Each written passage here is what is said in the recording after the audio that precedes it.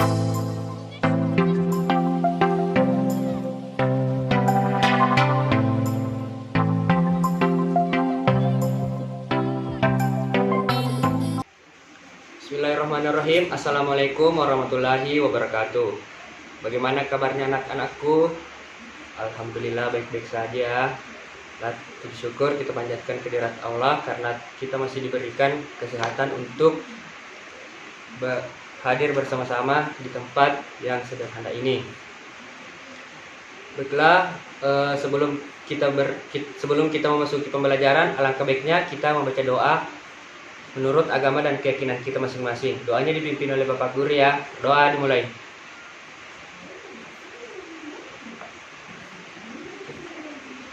Doa selesai. Baiklah anak-anakku, siapa temannya yang tidak hadir? Oh, Lutfi. Oh iya, ini suratnya Lutfi lagi sakit ya. Kita doakan semoga Lutfi cepat sembuh ya.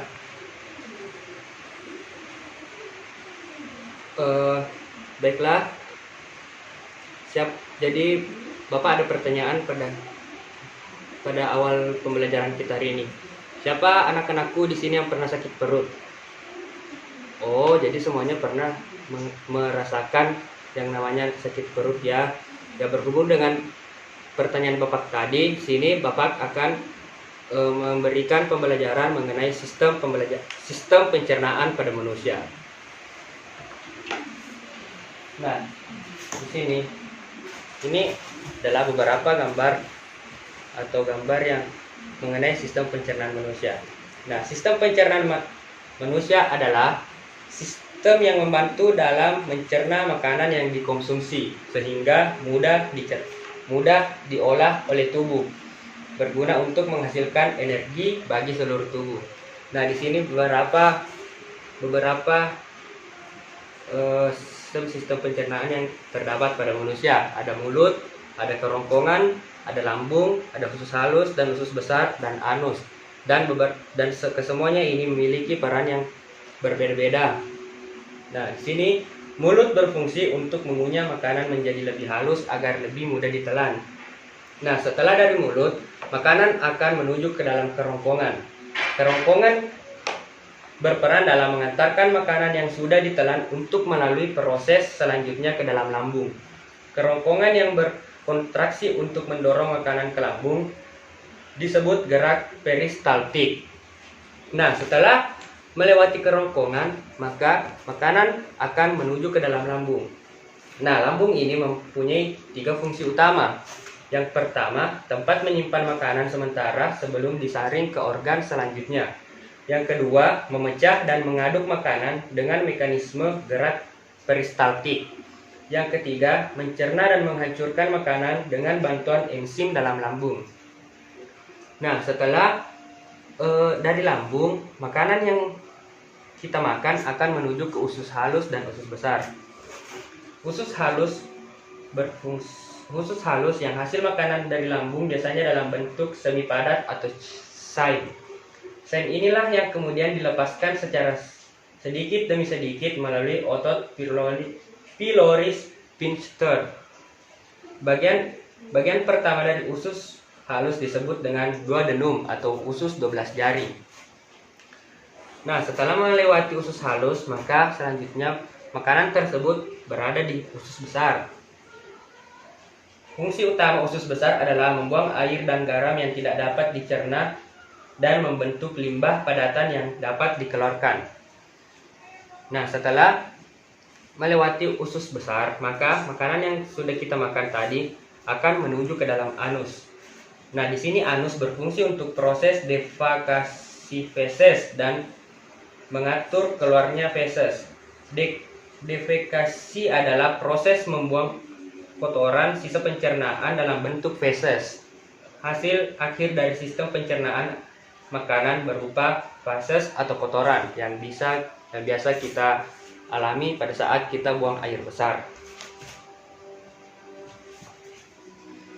Nah, baiklah, itulah tadi penjelasan mengenai sistem pencernaan pada manusia yang telah dijelaskan oleh Bapak. Baiklah, Bapak akan bagi beberapa kelompok.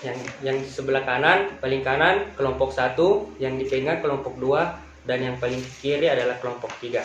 Setelah ini adalah lembar kerja yang akan dikerjakan per kelompok.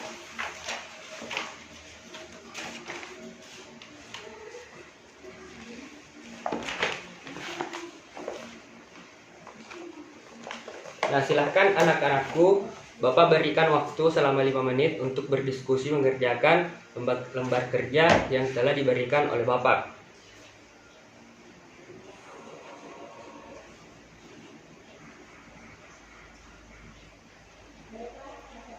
Nah, jadi waktunya sudah habis ya anak-anakku. Silahkan perwakilan dari kelompok 1 untuk naik membacakan hasil diskusi dari kelompoknya. Nah, pada kegiatan pertama, amatilah gambar di bawah ini. Gambar tersebut merupakan, berilah penjelasan tentang nama dari alat pencernaan di atas. Nah, benar sekali. Dari gambar tersebut bisa kita ketahui bahwa sistem pencernaan tersebut merupakan lambung. Nah, perwakilan kelompok 2 silahkan naik untuk membacakan hasil diskusinya. Nah, benar sekali. Jadi gambar tersebut merupakan gambar dari usus besar dan usus halus. Yang selanjutnya perwakilan kelompok 3 atau kelompok terakhir, berilah penjelasan tentang nama penyakit. Nah, betul, penyakit sembelit. Jadi, ada yang tahu penyakit sembelit itu apa? Oh, jadi penyakit sembelit itu adalah penyakit yang biasa menyerang pada anus kita atau biasa kita kesusahan dalam buang air besar.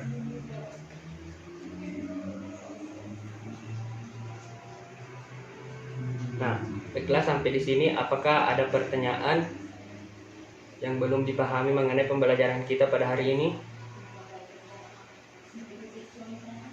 Oh, jadi semuanya sudah paham ya mengenai pembelajaran kita pada hari ini. Nah, jadi berhubung waktunya sudah habis, pembelajaran hari ini kita cukupkan sampai di sini. Pada pertemuan kali ini, Bapak akan menyimpulkan kesimpulan hasil belajar pada pembelajaran hari ini. Nah, sistem pencernaan pada manusia. Sistem pencernaan pada manusia terdiri dari beberapa, yaitu mulut, kerongkongan, lambung, usus halus dan usus halus atau usus halus, lalu usus besar, dan kemudian anus. Nah, kelima organ ini memiliki peran yang berbeda-beda sehingga memudahkan manusia untuk mencerna makanan yang dimakan untuk menghasilkan energi pada tubuh. Nah, mungkin sekian pembelajaran kita hari ini. Sebelum kita pulang, marilah kita bersama-sama berdoa menurut agama dan keyakinan kita masing-masing. Doa dipimpin oleh Bapak Guru ya. Doa dimulai.